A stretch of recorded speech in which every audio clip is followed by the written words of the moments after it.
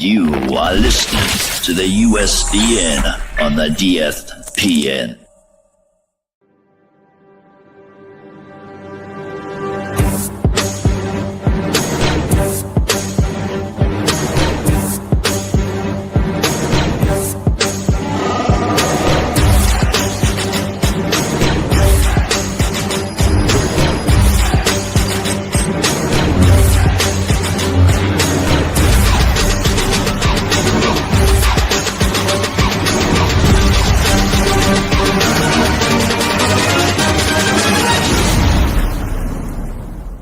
It's a trap!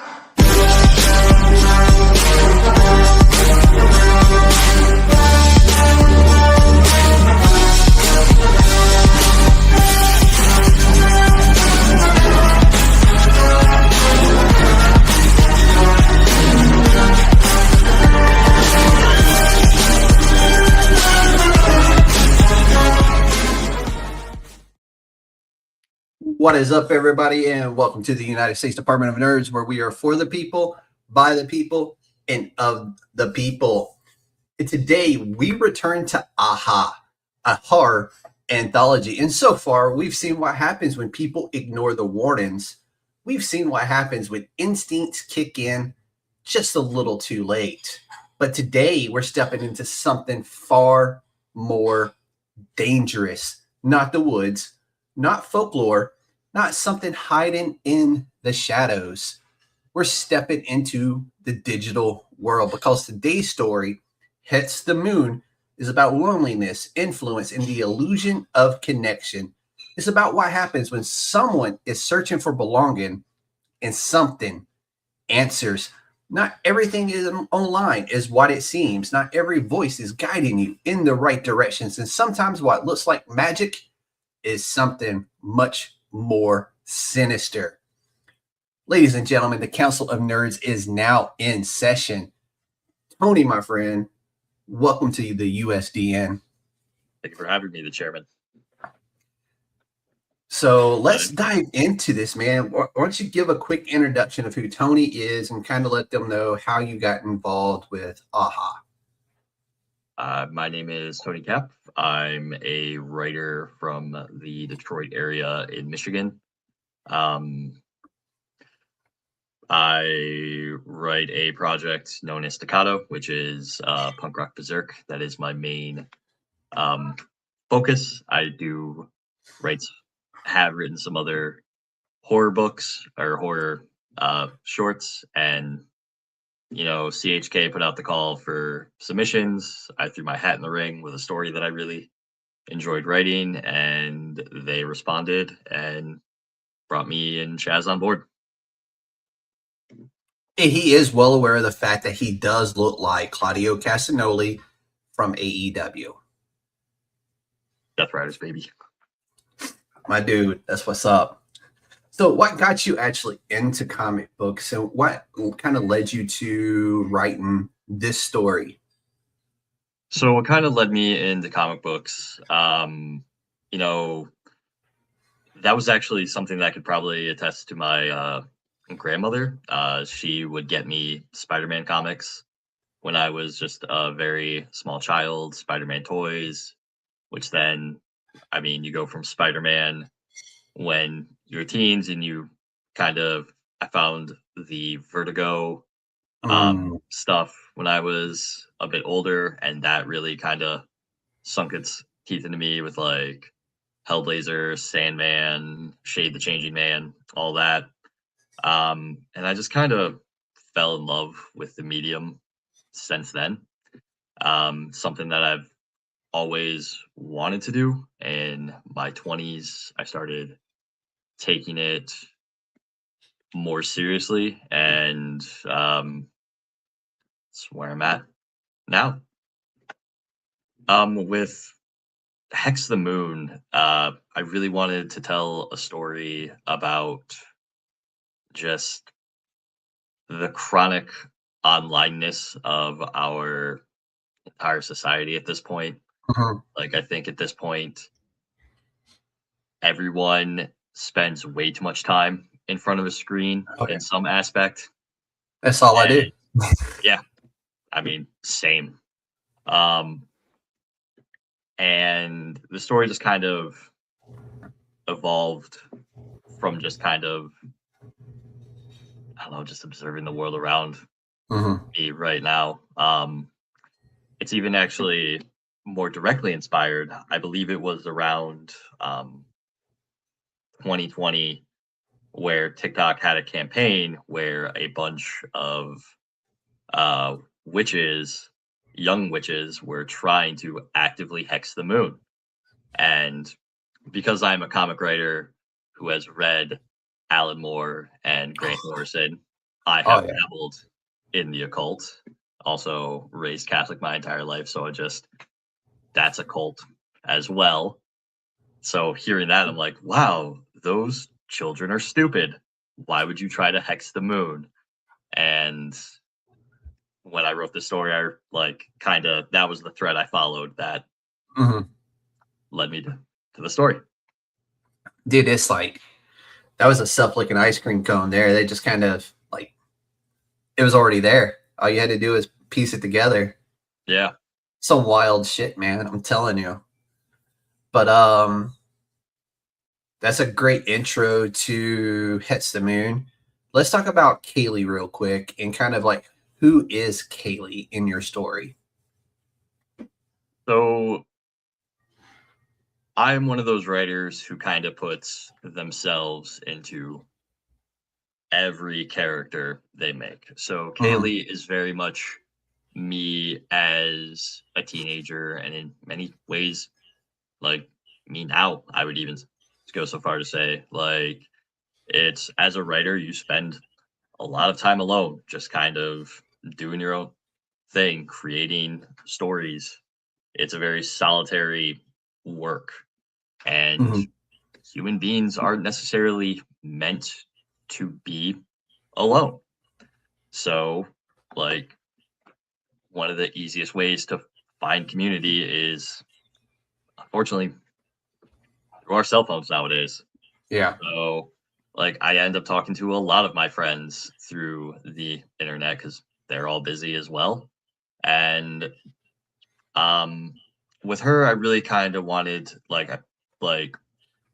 would have happened to me in high school? Nerdy kid who didn't have a whole lot of friends, just kind of had their stories and their comics and their special interests. Like, what would happen if, what was the absolute worst thing that could have possibly happened to me as a teen with the phone? And this is just kind of an exploration of that. I don't think Kaylee is a bad person, though even in the title you kind of find out she does something bad, but she was kind of taken for a ride. What kind of makes her the right character to tell this story? I think it's because there are so many Kayleys like that in the world right now. Like I keep harping on it, but it is really main focus of the story is just the isolation humans are experiencing. Like in the story, when you meet Kaylee, she is alone in her room. For those 8 pages of story, or 7 of them, she is alone. She is alone staring at a phone screen. And I think a lot of people can identify with that. I apologize. What was the question? What made Kaylee the right character to tell this story with? And you answered it. Oh, yeah. Whether inadvertently or not, you answered it. Yeah. I think is. Oh no! Go ahead. Yeah, I think it's just for me, Kaylee is just kind of just an every person, just really trying to find a community, and I think for better or for worse, a lot of what is going on in our country and the world right now is people yearning for a community so badly that they'll follow anyone. 100%. 100% on that. So this isn't just horror. This is very modern and very rooted in today's society. I know you said this story was inspired by a real life witch coven that happened to appear on TikTok during COVID. And this is very much, this is what's scary about it. This is very much rooted in the reality of the world we live in today, which is kind of wild to think about. Do you think people often underestimate how powerful online influence really is? I mean, here we talk about a coven of people who are literally trying to hit the moon. Yeah, I think people severely underestimate the influence the internet has on them, where I don't mean to get political, but in college I did study political science, so a lot of that, like political theory and such, does come through my writing. Right now, like, you have people are, nobody really wants to check facts about things anymore. Yeah. And no matter what side of the aisle you on, a lot of the times people will see a meme, it will make them feel good because it will verify how they view the world, and then they will share it. And they won't check where that meme came from. They won't check if that meme is saying anything of actual value. It is very much a emotional reaction of like, see, I know something, or I'm correct, and the person who made this thinks like me. We're in the know. We have the secret knowledge of what's actually going on. And yeah, and like, I'm guilty of it. In my more emotional states in my life, I've been like, saw something, I'm just like, yeah, that's totally true. And I'm like, did you fact check that, man? I'm like, no, I didn't. I better go back and delete that and actually do some research. Is there a paper that I can find? Yeah. No, I think we're all 100% guilty of that at some point in our lives. And now it's one of those where if I'm posting anything at all, it's either to, in some shape or form, to promote what I do here at USDN, or to promote what my friends are doing with their podcasts and their stuff. Yeah. And I'm like, and it keeps me, honestly, it makes me feel better because I'm celebrating my friends as well. And it keeps me away from the negativity. And honestly, like, over the last year, I've just unfollowed so much stuff that from my younger days that I was just like, well, my beliefs don't align with what that is, you know? Yeah. So it's definitely been a wild time, and definitely I think I've come out better on the other side after just erasing all that stuff and just focusing on what truly brings me joy and happiness. So yeah, dude.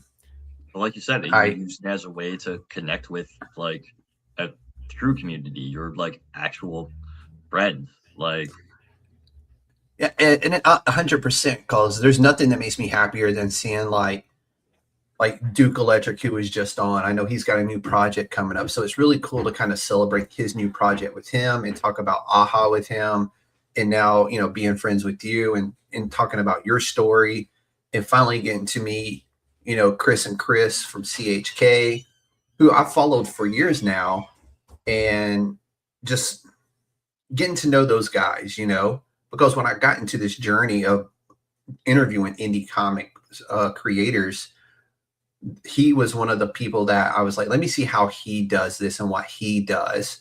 I don't want to mimic it. I want to put my own spin on it, but I also want to learn. So, and that's what I did. And I've kind of just followed, you know, his journey along the way.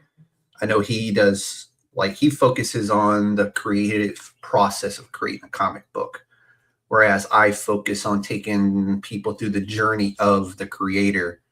So it's really cool, like two very different styles of interviewing, but very much focused on the same thing at the same time. So it's kind of cool in that aspect of it. But let's talk about something unsettling. Who or what is Mr. Moonface? You don't have to go into a lot of details because let's not have to mark this one with spoilers too, like we had to do with Duke. Yeah. So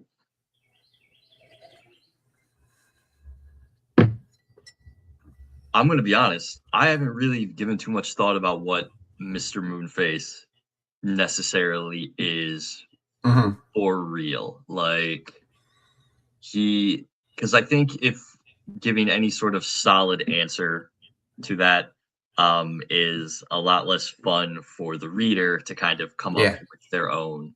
Like, I wish Chaz was here. Unfortunately, he had something come up, but he and I were talking about it, and he's like, "Oh yeah, Mr. Moonface is the patriarchy," and I'm like, "Go on," and he's like, "Well, like."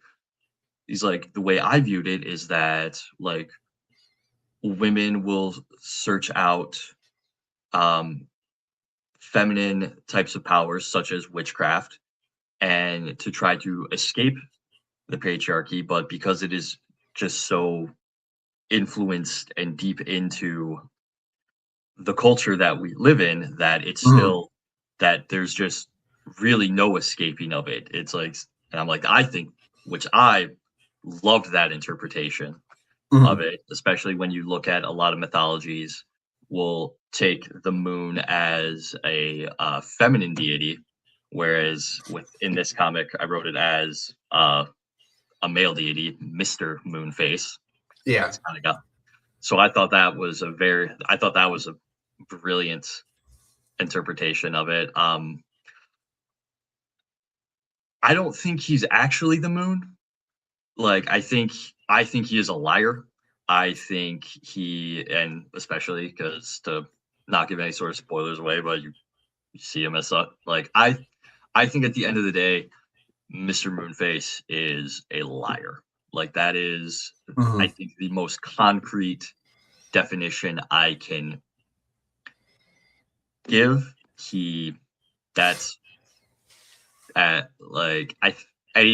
Anything else, I think, just kind of ruins any fun interpretation that you could have. And I think it's really cool that you kind of you created this character, and then with no real background, no idea who he is or what he is. Is he her imagination? Is he an actual deity? You don't know that. And I think that's what's cool, is that it's just kind of left to how people feel and to how they interpret the words and the images on the page, which is a really cool thing to do. Yeah. But he is presented as a very friendly, almost cartoonish in the beginning. Yeah. And I think I'll even say, I think subconsciously was me kind of playing with the idea that a lot of the online troll culture, because I was somebody who came up when 4chan was around, and like, it's where you went to just say horrible, awful things, but you're like, haha, it's just a joke. We're just joking. We're just saying awful shit to be funny. And then it's like, well, you're still saying that shit, and that shit isn't funny, especially when applied to real life, like where you actually have to have your face and identity tied to it. And you kind of see that, like, culture has come, especially nowadays, that's kind of come offline to where we just have, where you can just get a job being a professional troll now. Yeah, that's true. That is very true. So was Mr. Moonface, like, being very friendly and cartoonish in the beginning intentional to mirror how manipulation can work? Yes. Oh, dude, I love it. Just boom, like, yeah, it was. No, and that's some contest for people out there who hopefully will go out and support this Kickstarter and read this story, because all I've gotten to read y'all is the synopsis. That's literally all I've gotten to read on this, and this is one of my favorite ones, despite how close to home this can. Well, to be fair, like this book is just amazing. Like I love the fact that Chris just kind of said, "Let y'all go all out and just kind of do what you wanted to do without, any, strings attached, so to speak." And yes, I did that intentionally because of Roger. Yeah. I'm glad you picked that up. And if anybody's following along and listening along later, yeah. That's probably not the last time you'll hear me say that one. But no, it's been really cool. And like I love the concept of this story because it in the modern age that we live in, this one hits very close to home for a lot of people. And it's not as far-fetched as, let's say, Duke's story, even though I got a feeling like the story that Duke wrote with Mids isn't very far off in the near future. Like that may be here before you know it with that kind of technology. But this one here is the one where it was just kind of like, that shit could actually happen. Like online trolls bullying, driving some poor kid to the point where they're having psychotic episodes and doing this kind of stuff. And to be fair, it happens. Yeah. And it sucks to say that it does happen much more often than it should. Yeah, a big inspiration, and again, fourth I forgot to mention, was the Slenderman stabbings that happened several years ago with those like 12-year-old kids just got online. I mean, there's more to it than that, but I mean, got online and was like, yeah, we have to do this to make this deity love us.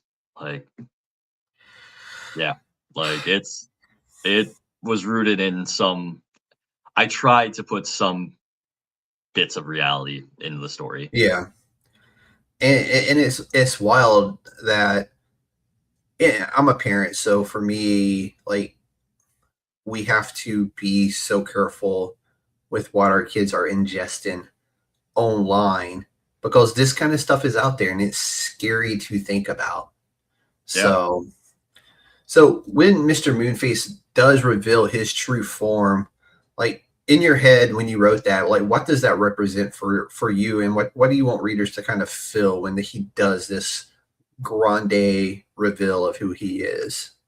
It was very much the realization of like I think one of the most terrifying things ever is the realization of like how badly you have fucked up and how there's nothing you can do to change it. Yeah. Which, like, where it's just this sudden realization of just like, and then just the realization that like not necessarily my life is a lie, but like just the complete terror of just like, fuck, I've made the worst mistake I could have possibly made ever, and there's nothing like, and I'm once again like, I said that for like 7 of those pages, like Kaylee is alone, and the story ends with her alone, even more alone than she was previously. No, 100%. And I want to talk about the moon wand, not necessarily about what it is. I don't want to give that much away, but where did that kind of come from? Just kind of the like, that was a lot more of just kind of how like the hoops our mind will jump through to make our reality comfortable for ourselves. Yeah. Like, just like, I'm trying to think of like a good like real life example I could use, but it just kind of like, well, it's just the little bits of like, it's kind of like just the small lies we tell ourselves Yeah. like every like day. Mhm. Like I guess yeah, just it's just kind of like a lie that we tell ourselves. Like, cause yeah, I don't really want to give away the story. Like I really want people to be Yeah. surprised when they read it. Um like though I don't necessarily think like if you know what happens, like the story is any less good. No, it's one of those where I don't think it would like, we could sit here and spoil it all day, but Yeah. it's still one of those where I feel like putting your eyes on it and actually reading it is gonna give it a whole 'nother feeling anyway. Yeah. Yeah. It's just the representation of just kind of like how powerful the mind is at just kind of keeping Mhm. ourselves in a state of comfort, even when that comfort is a lie. Yeah. Would you say it's a metaphor for, false empowerment? Yeah, yeah, that's definitely a good way of saying it. Like it's like I'm sure the listeners can probably like piece together what has Oh, I'm gone sure. on between the title and whatnot, but we'll keep that kayfabe up like they can't. Yeah, and it's one of those where too, like, I'm choosing to talk around some things instead of just flat out saying it because I know YouTube likes to That's kind true. Yeah, of give us hand slaps on certain things. And we were talking before we went live that I'm more than likely going to have to change the title anyway. And honestly, I didn't really cross my mind until like I was sitting here talking to you before we went live about the title, and I was just like, I'm probably gonna have to change that because yeah, they don't like when we like they will censor that word and they won't allow that work like the episode to reach as many people. Like they will like I forgot the word they use, but yeah, I'll probably have to change it after this. Actually, I'll probably go in and change the live title and then match up the actual title when it goes, becomes an actual yeah. episode. But so did you always know that this story was going to just be as dark as it was, or when you started writing it, did you kind of like were you seeing something else, and then what came out was this much darker version of itself? I didn't. I will be honest. I did not think it would end up as dark as it got. Hmm. I think there's also like the issue as the artist, like when you're in the thick of it, you're not necessarily getting the whole picture. But when I was doing the research for it, like watching the Slender Man stabbing documentary, Yeah, like researching a lot of just like the effects of like online culture, like the one kid who got all wrapped up in red pill BS and then like ran his car into um like the sorority house. yeah. Like it's just like kind of really following down the path of just all the like just this the psychosis people get from just consuming a lot of just garbage content. And there's plenty of it out there. Yeah. Like you can't get away from it. Yeah, you really can't. So, as the title entails of this episode, Kaylee does do something that is very bad. Was that an important piece to kind of bring this story home? I would say so because like it shows the effect that consuming I'm just gonna say shit online content like that is oftentimes hateful, like and just that has an effect on the people around you. Yeah, Like it can either be directly where we talk about the one misogynist who killed women from eating all of his red pill BS, or just somebody who's so deep in MAGA who ends up pushing their entire family away, but they're like, we don't want to talk to you. You're just a man in yeah, a red hat that sits around all day being angry. Like, like the content you eat and regurgitate has an effect on you. So I think that like Kate, like if Kaylee didn't do anything, like there wouldn't be a story there. So like there had to have been some type of In game. consequence. Yeah, consequence, end game. There had to be an effect, like this is what you get for this is what happens when you aren't vigilant in what you're consuming and keeping. Yeah. So, through your eyes and through your pen and paper of which you wrote this, do you kind of see Kaylee as a victim, or is she the responsible party for her actions? Because when I see this, I kind of feel like it's like, yes, she is responsible, but she's also a victim of online manipulation. Yeah, it's both. Because Kaylee is I believe she is a 16-year-old in the story. So she is a minor, so thus is like there is some leeway to give her, and her actions, like there she is responsible for her actions, but clearly like she's a teen, does not have a fully developed brain, so Mhm. is unfortunately easily manipulated by Yeah. either by an amorphous entity known as Mr. Moonface. Um, but I mean, she does do it. Like she does, Yeah. like at she ends up performing the action that ruins and completely destroys her life. She is responsible Mhm. for that. Um, it's one of those moments where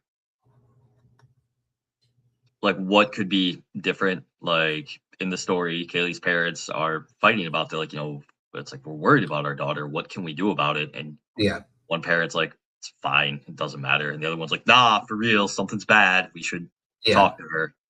And it's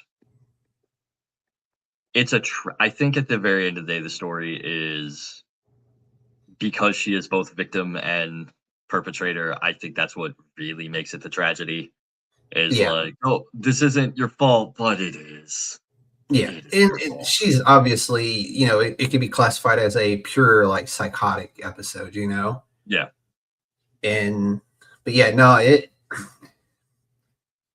it's hard as a parent, because you don't want to be that parent, but again, you also do sometimes need to be that parent that will step in and interfere if you have to. Right. And there's also the differences, like there's just like my parents have no clue what 4chan is. So when I was a teenager on there, like if somebody would have been like, your kid's on 4chan, they'd be like, I don't know what any of those words mean, Yeah. actually. So like Like Channel in this 4. yeah, exactly. So like there's like, and we were talking earlier about our ages. So like I'm sure Yeah. there's like, I am not a parent, but I'm sure there's stuff that children have access to online that I have no clue what it's about. That if somebody told me like, hey, these kids are on this site, I'd be like, Yeah. what? Like, No, I'm with you, and thankfully I have a fairly close relationship with mine to where she does talk to me, but mhm, again, mine's an adult now too, so I don't yeah. worry as much as I used to about that kind of stuff. So, but in this moment that we're currently discussing, what do you kind of want readers to feel in that moment? I kind of want there to be at least a smidgen of empathy for Kaylee. Like I want them to Yeah. feel bad for this person. I want them to feel like I don't want them to read the story and then be like, she is the villain, because I don't think she is the true villain. I want there to be some type of empathy, but I want their Yeah. eyes to be directed to like, okay, what is the problem? It's like, maybe the problem is that there are giant forces beyond our control pushing us and manipulating us in a variety of ways for their own gain, and they will quickly and easily throw us aside or throw us in the meat grinder Oh, for yeah. whatever, for profit, for attention, for anything that isn't us. They do not give a shit about us as people. Yeah. So you, the reader, you need to care about people. So that way there are more of us caring about people than Mr. Moonfaces who do not give a shit about people. No, and that's 100%. And I think we can compare Mr. Moonface to an online bully in this instance, because it wasn't, well, even right now, like, online bullying is being prosecuted as a crime, as it should be. Yeah. Which is, I forgot what year that happened, where they passed, like, oh no, if you are a dick online and it leads to something like this, you will be tried and persecuted for that crime, because you led to that crime. You led to that person ultimately not being here anymore. So I do appreciate that fact that things have changed and now people are being punished for this kind of bullshit. Yeah. And hopefully in this case, these people will also be punished for this. Yeah. But let's talk about the contrast between bright magic and dark reality. When you were putting this together, how did that kind of come about? I think that was also just kind of my own vision of the occult. Like, I am a magic practitioner, again, comic writer who just absorbed so much Morrison and Alan Moore. Yeah, no, I'm with you. Like, I do find, like, occult practitioner, doing the occult and ceremonial magic is a very empowering personal thing for me. But I'm also aware it is just me kind of playing with my own psychology to get me to a state where I am happy and, like, able to live my life in the best way possible.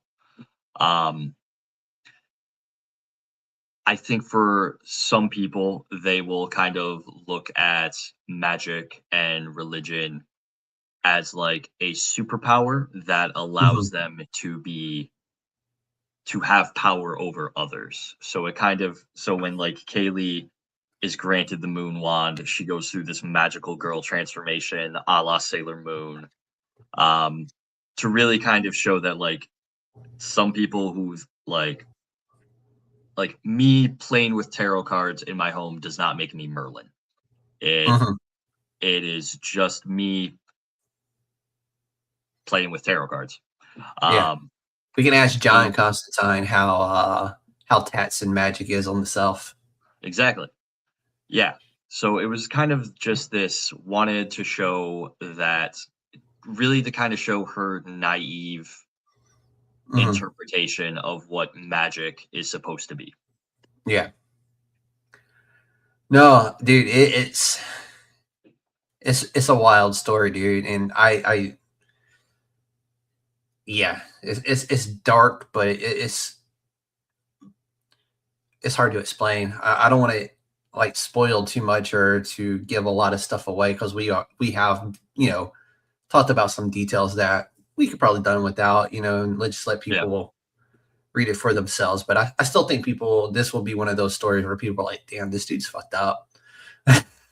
Yeah. But it's literally based on, or loosely based on, true events. So, but in this story, are we seeing this story through Kaylee's perception, or her reality, or her perception of reality, I should say?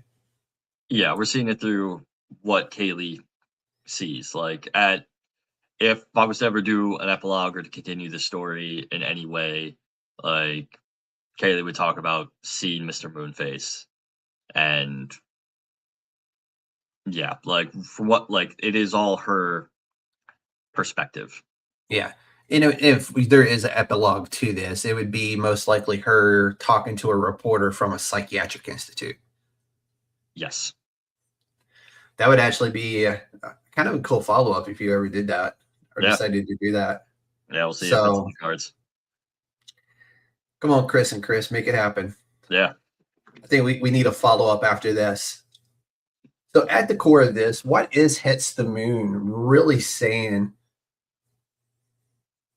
I'm sorry, you cut out there for a bit. Oh, at its core, what is Hits the Moon really saying?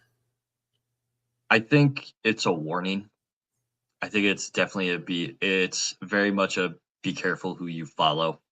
Like, I would say another issue with online culture is just how parasocial relationships are just so prevalent Mhm. in our world nowadays. And like, these people aren't necessarily real. Like, they're personas, they're just like characters people are playing to like push an agenda. Even me in this moment, I would argue I am a character pushing an agenda. I am a writer on a podcast trying to convince other people to give me money to read my stories. Like, you're only seeing one aspect of me, and people tend to think that, oh, because I now know that Tony practices magic, he was raised Catholic, he lives in the Detroit area. We're friends now. We're friends. He's just like me. Like and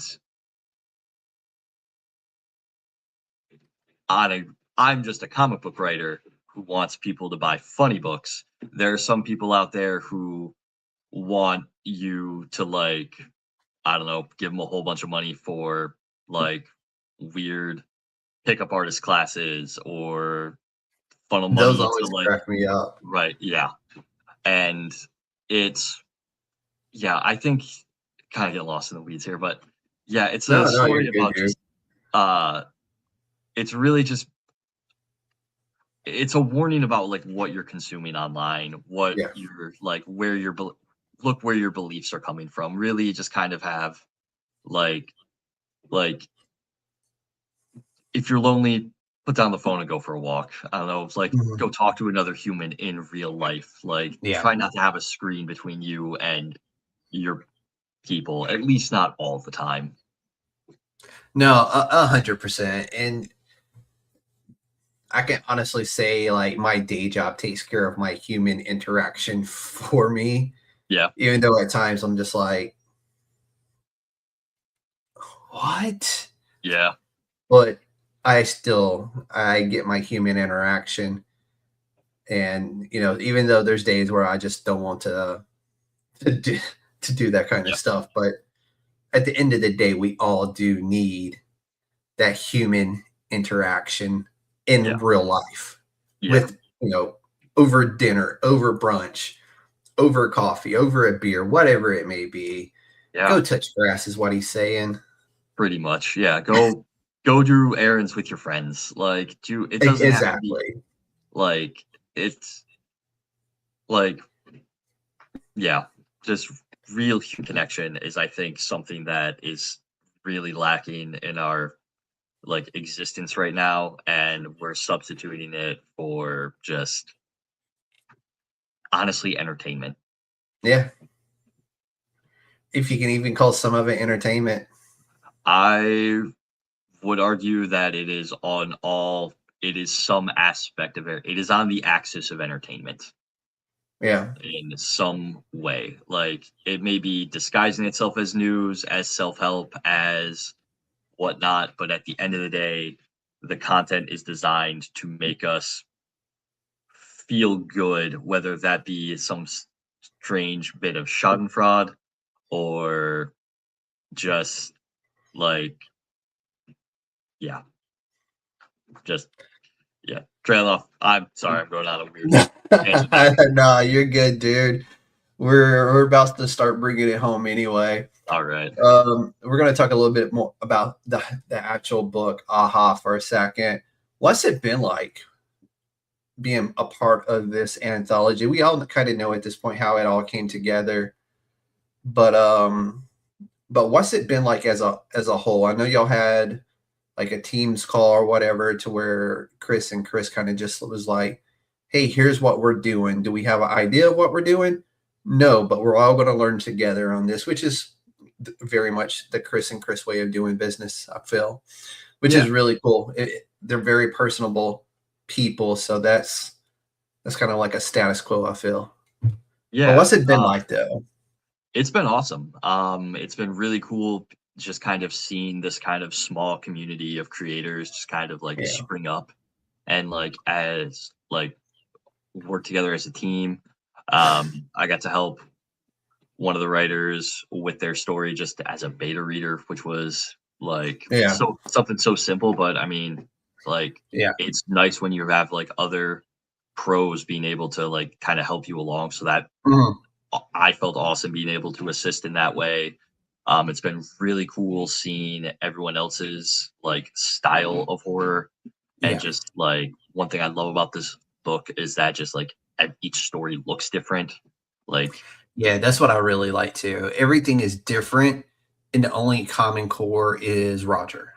yeah, yeah, and like even that character that the Chris has created, I love as well because it just harkens back to like the Crypt Keeper Yep. shows from when I watched when I was a child, which scared the bejesus out of me. Yeah. No, So and what's really cool about those old shows was there's no CGI there. It's all yeah, practical effects, yeah, and it scared the bejesus out of little us. yeah, yeah. I remember one story from Crypt Keeper years ago that like I was like at home from school sick, and I was like way too young to be watching it, and it was Yeah. on, and it just like I think I still have like a deep terror today, even though like I'm sure if I went back and rewatched the episode, I'm like, oh, that was just a rubber mask, and but Yeah. like I don't know, our perspective. So Exactly. And it took me, like, I still don't really like, I'm still not a big fan of clowns. I think people who are clowns are just fucking weird to begin with. yeah, But I still, it really did it for me. Like, I was just like, I ain't fucking with clowns. And that goes a lot to Tim Curry as a actor, who is absolutely brilliant. And I oh love the new one too. Like, what's his name? Skarsgård, Yeah, Bill, from the great Skarsgård family, as yeah, they have to be called, because literally everybody from the grandparents down to the children are all like brilliant actors. yep, And it's wild to see, like, there's not a Skarsgård that hasn't been an actor in like 3 generations. yeah, yeah. The family So knows what's up. exactly, there's some good genetics there. But no, like, even he tried to recreate what Tim Curry did and take it to the next level, which he 100% did. But because of that, I still am not a fan of clowns Yeah, to this day. Like, they just creep me the fuck out.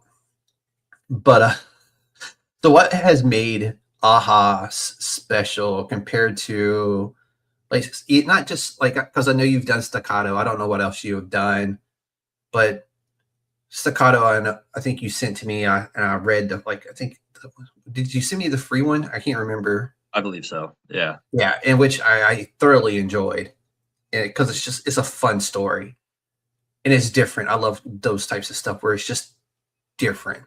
yeah. So, but what do you think has made Aha special compared to like some of the other projects that may be out right now from an anthology standpoint? I think there is very much the DIY mindset behind Yeah, Aha that as a punk rocker hardcore kid at heart really enjoy. Like I mhm, really like that they said, we're just going to do it ourselves and let's figure this out as we go. So yeah, because of that, the passion really comes forward. Like you see just everyone's putting their best foot forward with their stories and their art, and it's really coming from a place of love yeah, for this. And that's not to say that other anthologies are like don't have that. Um, I just think because like this is for a lot of people, this is their first like foray into like professional comicism. There's a yeah, type of excitement there that you don't forget your first time, yeah. basically. Yeah. So I And think for a lot that, of people, this is their like yeah, first anthology and maybe like their second time out the gate writing, period. Writing yeah, a comic book story. yeah. And so So it's really cool seeing those people just kind of like get those first hits of success. mhm. And I think there's something special about that. No, 100%, 100%. And that's what I was so drawn to when I was approached about doing the shows Yeah, for very AHA. appreciative of that. And I thought it was so cool. And I greatly appreciated Duke reaching out and going, "Hey, I'm working on this anthology.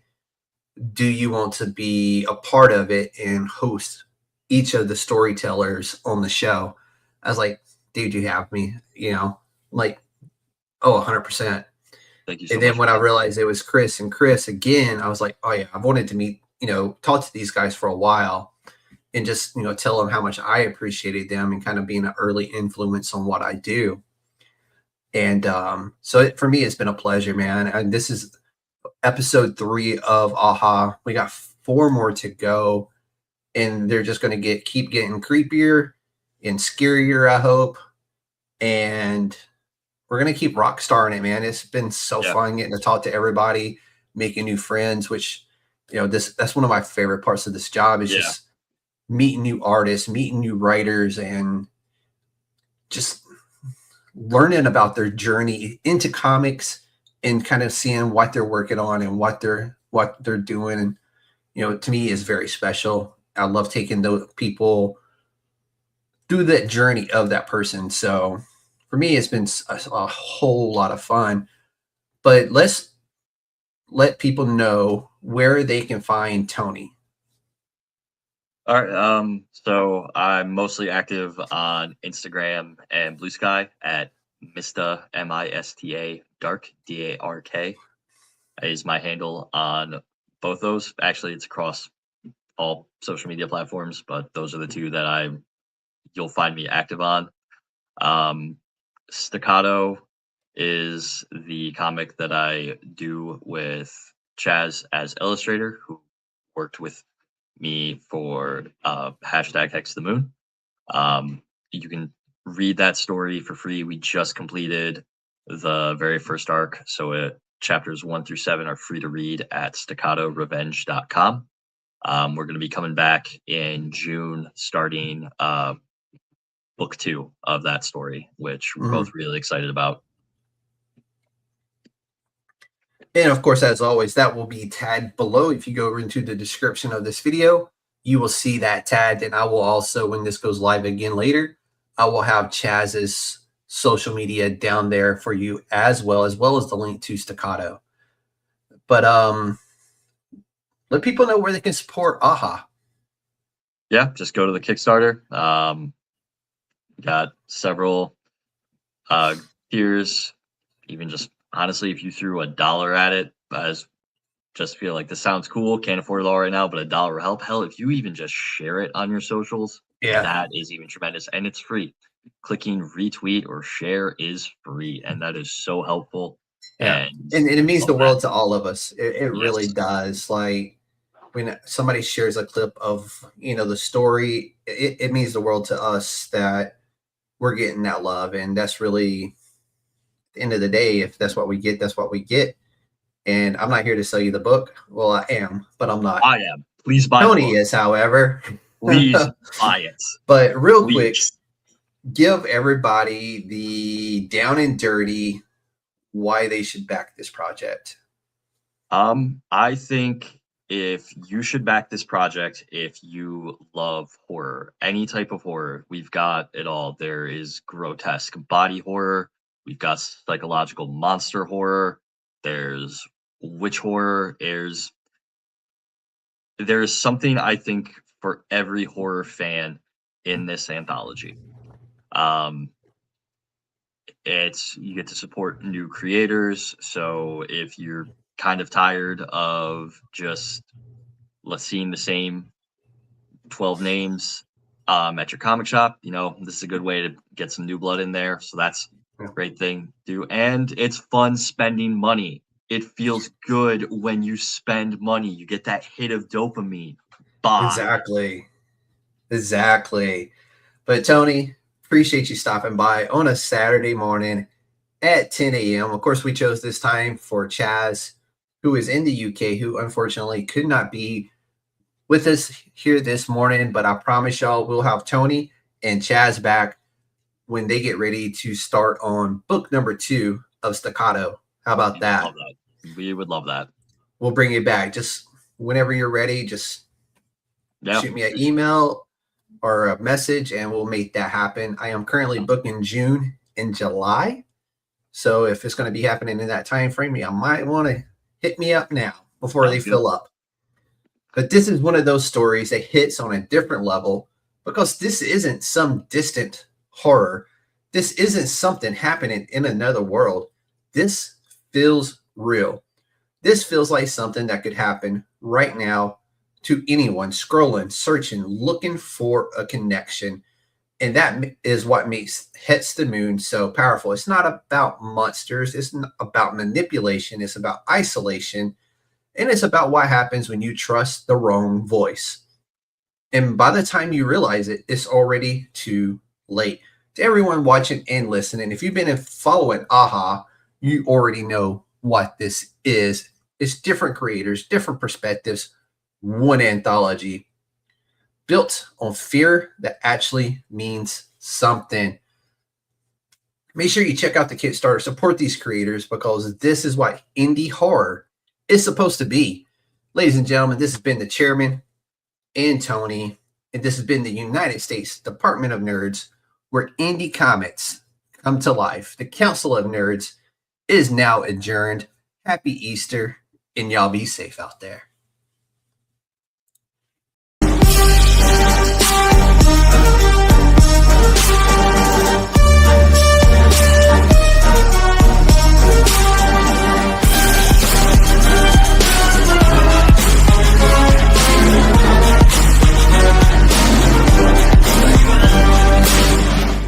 It's a trap!